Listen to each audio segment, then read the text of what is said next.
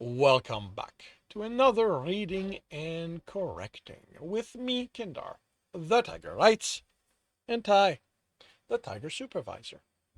These are where I read a chapter from one of my stories and I correct it as I go.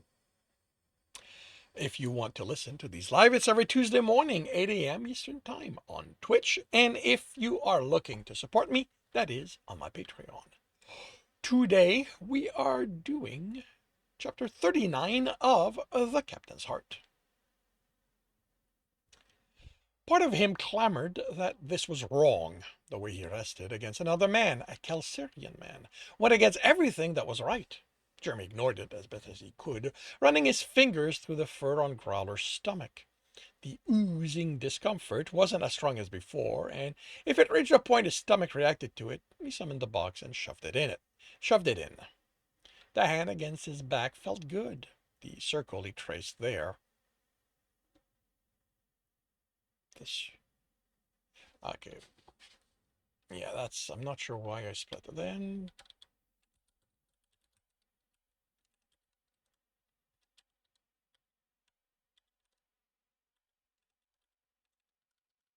The hand tracing circles on his back felt good.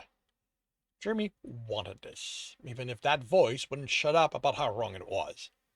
His fingers passed over a bump of flesh under the fur, and Growler's breath caught. He raised his head to confirm his hand was that low. Is this a nipple? He felt its shape, and Growler's grumble sounded pleased. Of course. Jeremy ran a hand up and felt 3 more bumps before the one where he'd expected it to be. Growler's breathing was heavy, and the front of his pants pushed up. This is nice. Sorry. He pulled his hand, realizing what he was causing. The laugh was deep. Never be sorry for making me feel good. I didn't mean to make you think that I wanted. His face burned, and his stomach rebelled at the idea of what he realized he wanted.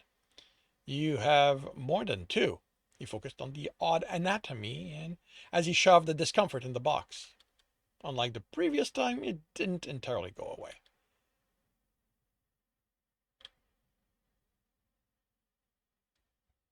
Because he couldn't keep from wondering what it looked like, he decided.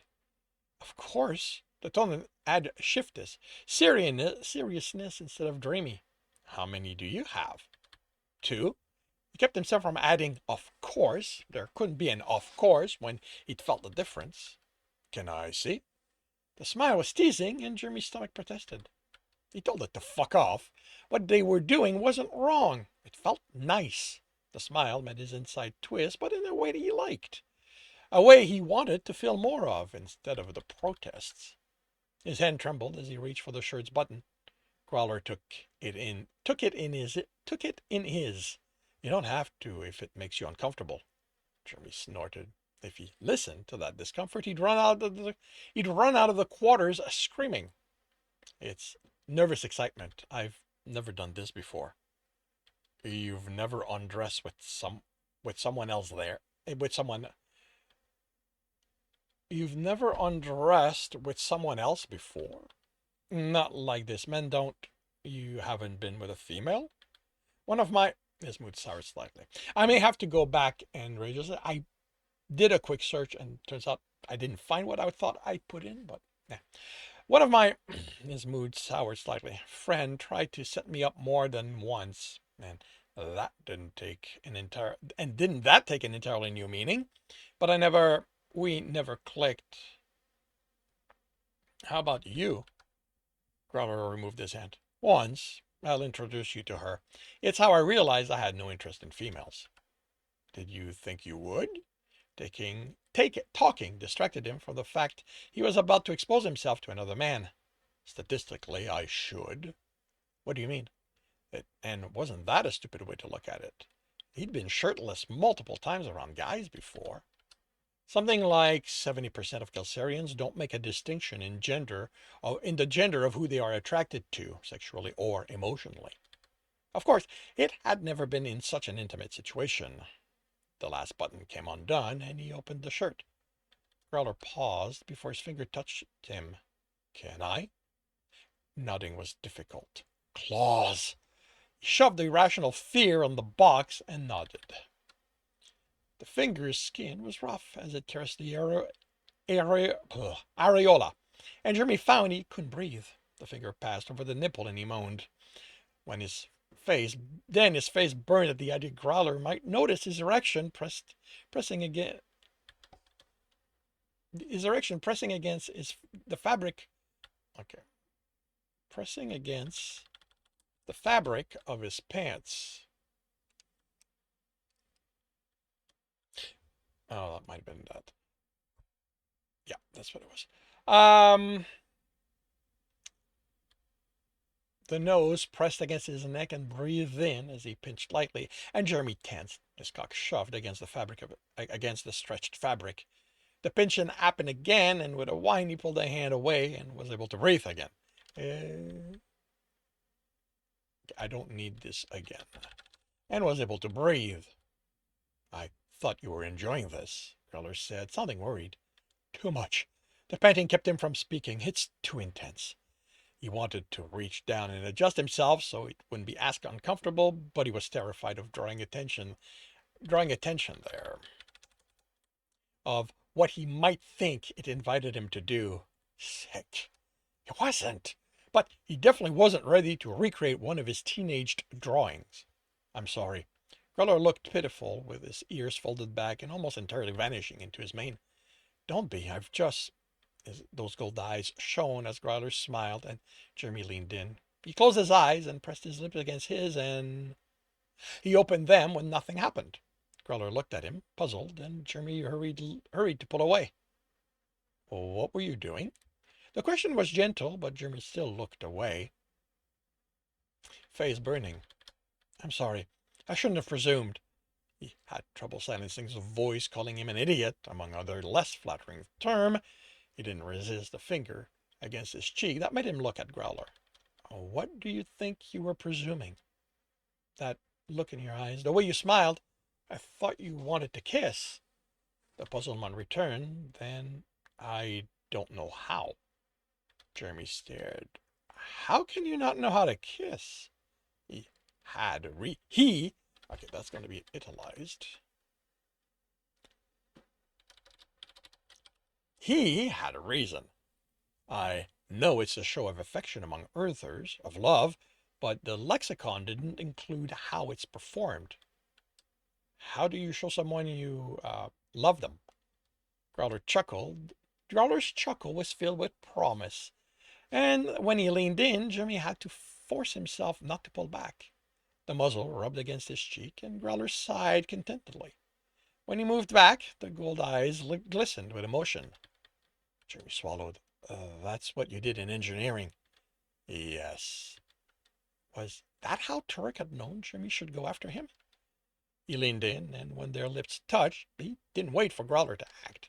He had no idea what he was doing. His only attempt had been with Alice, the one person he'd been willing to try a relationship with. Okay, so this is the one I need to go back and and confirm or add that these two tried a relationship. The only person he'd been willing to try a relationship with, and the kiss hadn't been good. But Growler didn't know what it should be. So what did it matter if Jeremy only had movies and watching his parents as examples?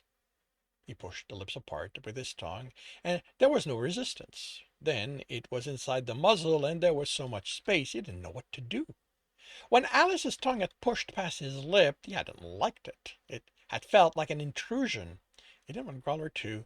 Something touched his tongue, then wrapped around it. It pulled, and Jeremy moaned.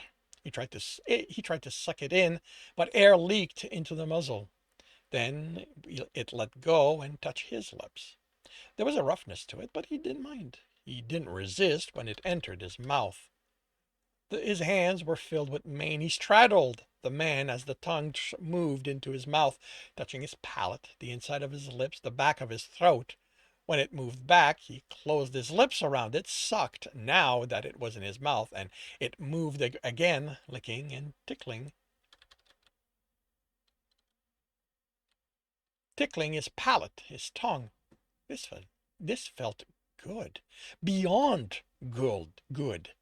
There was no protest in any part of his mind at how right this felt. He relaxed against Growler, his fur against his chest, and moaned again. He slid back, and something hard pressed between his cheek. Jeremy fell on his back in his rush to get out of the strange chair, away from that, the utter wrongness of that, touching him there, even through fabric. Jeremy, what's wrong? Wrong. It was all wrong. He couldn't do that. He wasn't like, fuck. His back was against the door. He wanted it out of the way so he could run. He wanted to rush back to Growler's arm to touch his taste. I can't. You can't what? Growler moved in the seat, went from stretch to sitting with ease. That. Jeremy looked at him, his expression serious. You need to speak to me, Jeremy. I'm not a mentalist. Sex. I'm not ready for sex. He fought the urge to turn, look for the controls to escape. It's okay. I'm not looking to have sex. You're not? Not if you aren't interested. His breathing slowed. He was able to think again, to summon the box and shove the disgust in it. He wanted it, he realized. His stomach protested. I hate this. Jeremy, it's still there, this thing they did to me. I keep having to remind myself it's not me. I'm not disgusted by what we did. I loved it. But then I was into it, and I felt you pressing against me, and it was there, screaming at how wrong it all is. Is there a counselor you can speak with? He rolled his eyes. The one person I've always felt comfortable telling all my problems to is in league with those who did this to me. Probably how they planned it too. Growler seemed lost. I don't know what to do to help you. I don't know what to do to help you, Jeremy. There are counselors on my ship, but they aren't trained to treat other species. I'm pretty sure this is the kind of thing I have to work through myself. He buttoned the shirt. You aren't alone, Jeremy. I am when I'm off this ship. He pushed off the door. I enjoyed this, Growler. I want you to believe me. I want this to happen again. But I think that right now, I should go back to work. I need to process all of it. Growler spoke in Kelsirian, and the door opened. Jeremy, you are my heart. That means you are not a stranger on my ship. When you want to see me, ask anyone and they will arrange it so you can find me. I will. He almost turned. You are my heart, Growler. Whatever that means, that's who you are. He felt better at seeing him smile before he left. Thurrock waited for him in engineering. He sniffed and smiled, and Jeremy's face burned at the realization they could smell what had happened. But the nod of satisfaction calmed him. They worked for a few hours, and the technicians seemed to find excuses. This was supposed to be any, but I don't need any. Find excuses to walk by and sniff. They spoke.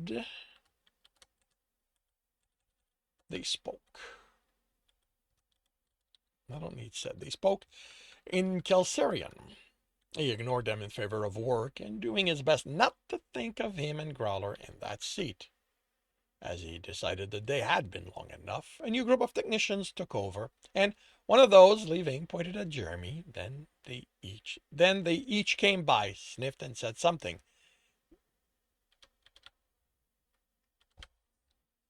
They smiled, so it couldn't be offensive. Okay, what are they saying? He did have enough of it. He did have enough of it, though. Different things, but they all mean they are happy to have you have finally found your heart.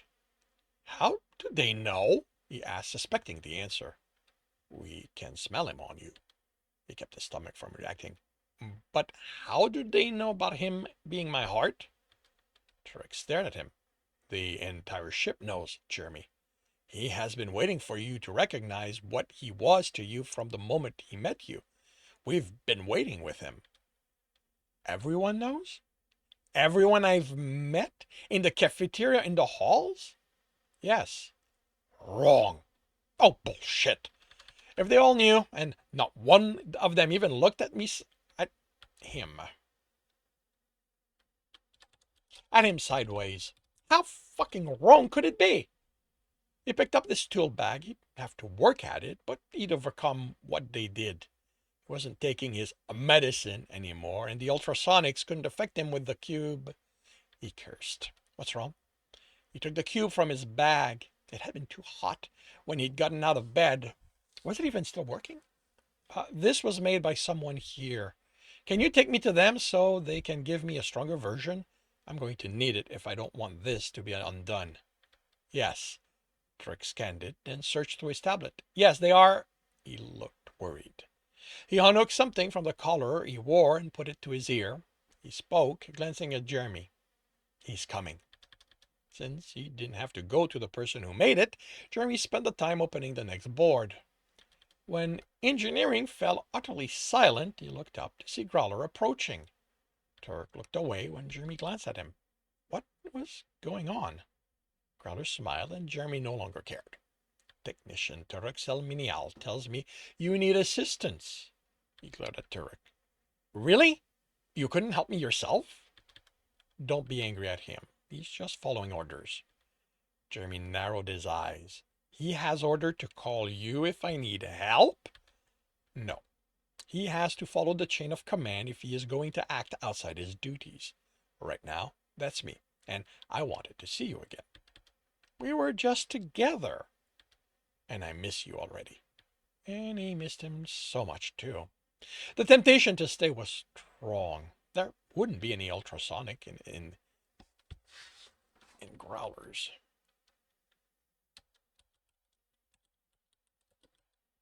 In Growler's quarter, there would be so much more to